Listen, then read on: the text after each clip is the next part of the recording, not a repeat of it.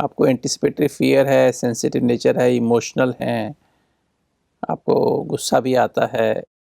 तो वो शुरुआत बचपन से ही हो जाती है। जब हम माता-पिता को देखते हैं, भाई-बहनों को देखते हैं, टीचर्स को देखते हैं, जैसे मैंने पहले भी कहा कि ओरल फेज़ ऑफ लाइफ़, आप ओरिजिनली ऐसे नहीं थे। जब आप पैदा हुए ऐसे नहीं थे।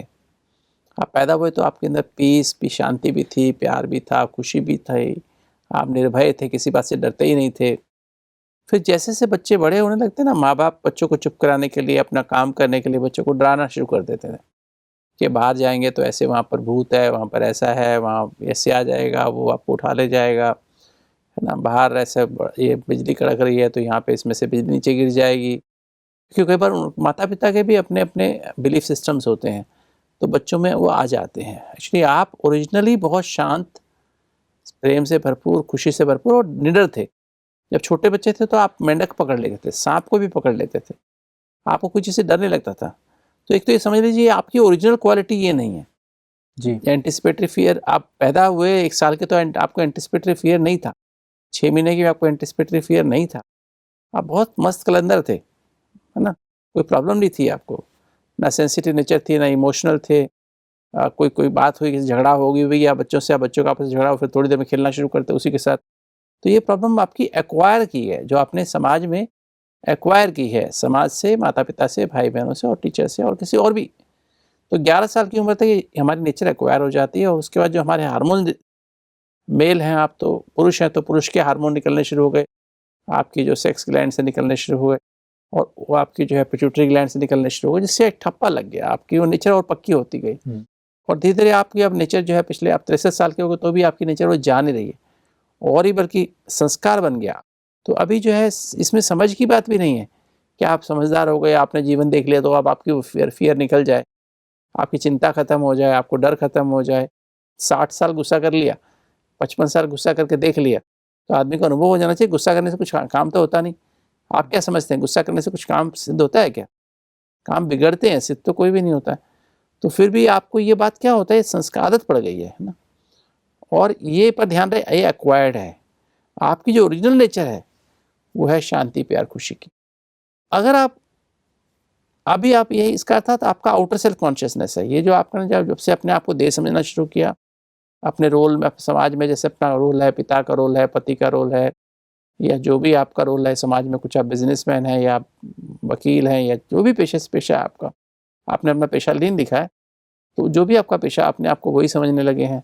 और मटेरियल कॉन्शियस, जो भी आपकी बिलोंगिंग्स हैं, जो आपने मकान बनाया है, आप कार है, घर में जो भी चीज़ें हैं उसकी उसको उसमें आपका साथ है, उसी के विचार चलते हैं।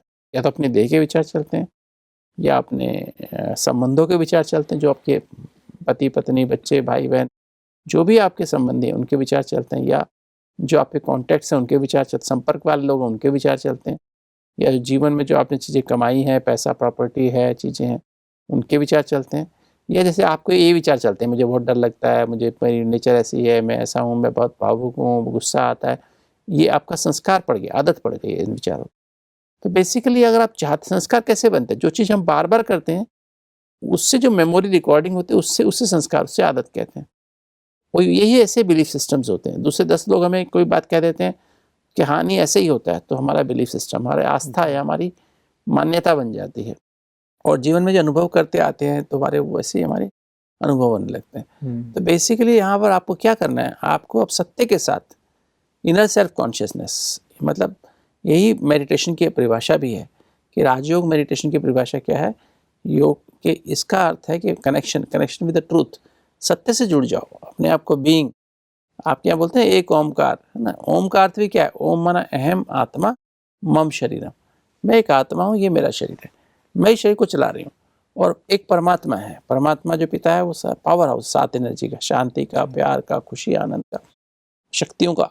तो जितना आपके अंदर ये पावर आती जाएगी, तो पहले तो आपके अंदर विल पावर आएगी, 7 एनर्जी से मिलकर विल पावर बनती है, दृढ़ता की शक्ति बनती है कि आप दृढ़ बनेंगे कि मुझे आज से डरना नहीं है ना? मुझे आज से डरने की क्या बात है, मैं 63 साल मेरे बीत गए, डरने की क्या बात है, तो मैं सब कुछ फेस कर सकता हूँ। और जब अपने आप को दे समझे कि नहीं, रोल कौन, क्योंकि मोह से पैदा होता है डर। जी। मोह के 2 बच्चे हैं, चिंता और डर, और चिंता और डर से और ज़्यादा मोह पैदा होता है। मोह मनुष्यों से होता है, अपनी देह से होता है, अपने देह के संबंधों से होता है, देह के संपर्क वालों से होता है। और ग्रीड जो लोभ होता है वो हमारी चीज़ों से लोभ होता है, मकान का, कार का, पैसे का, है ना, चीज़ों का, नाम मान शान का भी लोभ होता है। तो ये जो आपके अंदर दोनों चीज़ें हैं, है ना, जिसके कारण से आपको ये सब प्रॉब्लम हो रही है। और जो आपकी सेंसिटिव नेचर बनी हुई, आप एक्सपेक्टेशन रखते हैं, क्योंकि आप टाइप ए नेचर के व्यक्ति हैं, परफेक्शनिस्ट हैं बाय नेचर। हर काम में परफेक्शन, टाइम का प्रेशर, वर्क का प्रेशर मेरे हिसाब से होना चाहिए, कॉम्पिटिटिव, सारी उम्र परफेक्शनिस्ट रहे हैं, एक्यूरेसी रही है आपके जीवन में। तो आप समझते हैं कि मैं इनके लिए इतना करता हूँ, इनको भी मेरे लिए तो करना चाहिए, कुछ तो करना चाहिए, एटलीस्ट मेरे लिए थैंक्स तो बोलना चाहिए। उन्होंने आपके लिए किया था, आपने अप्रिशिएट नहीं किया था। इस जन्म में आप कर रहे हैं उनके लिए, वो आपको अप्रिशिएट नहीं करते, फिर आपको फीलिंग आती है। इसी को सेंसिटिव नेचर कहते हैं। सेंसिटिव नेचर का इलाज क्या है? आप एक्सेप्ट करना शुरू कर दो। आप अपना फ़र्ज़ करो, दिल से निभाओ, सेवा करो, बच्चों की भी करो, पति पत्नी की भी करो, माता पिता भाई बहनों की भी करो, समाज में भी करो, किंतु वापस किसी से उम्मीद मत रखो, आशा मत रखो कि मुझे थैंक्स बोले जी, या मेरा समय आने पर ये मुझे मदद करे। 99% चांस ये होगा आपके लोग मदद नहीं करेंगे, लोग आपको मदद नहीं करेंगे, लोग आपको थैंक्स भी नहीं बोलेंगे। और अभी तक यही कारण है जिससे आपकी नेचर ऐसी बनी। तो आज से आप अपने हर चीज़ को स्वीकार करें, क्योंकि कर्मों का हिसाब किताब है ना, जो आपने किया था वैसा ही आपको मिल रहा है। आपने भी थैंक्स नहीं किया होगा, इस जन्म में भी आपको ऐसा हो रहा है। तो एक्सेप्ट करना सीख जाएंगे तो आपकी खुशी गायब नहीं होगी, आप सदा खुश रहेंगे।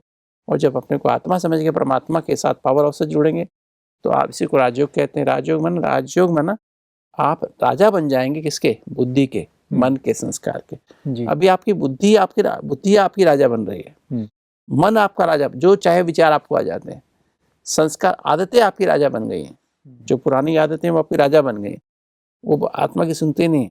अभी आप जब आत्मा परमात्मा से कंबाइन हो जाएगी तो आत्मा पे शक्ति डबल ट्रिपल 4 गुना 10 गुना हो जाएगी। तो आत्मा अब बुद्धि को कंट्रोल कर पाएगी, आत्मा मन को कंट्रोल कर पाएगी जी। अर्थात विचार अब आपके हिसाब से चलेंगे।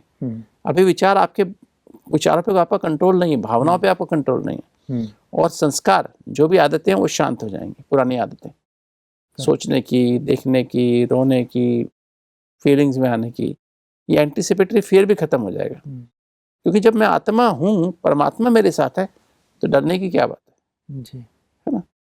एक गीत है, बड़ा सुंदर सा गीत है, कभी मत कहो खुदा से ये मुश्किलें बड़ी हैं, इन मुश्किलों को कह दो मेरा खुदा बड़ा है। वो परमात्मा ऑलमाइटी है, तो उससे आप जुड़े रहोगे तो आपको कोई मुसीबत, बल्कि तूफान आपके लिए तोहफा बन जाएंगे।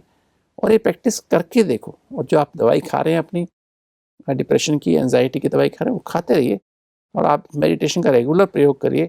देखिए कुछ ही दिनों में, मैं तो कहता हूँ हफ्ते में, अगर सिंसियरली करेंगे तो हफ्ते में आपका डिप्रेशन, एंजाइटी खत्म हो जाएगी, आपका एंटीसिपेटरी फियर खत्म हो जाएगा, आपकी नेचर भी बदल जाएगी, आप खुश रहने लगेंगे, भावुकता कम हो जाएगी और धीरे धीरे आप एक बैलेंस्ड व्यक्तित्व बन जाएंगे।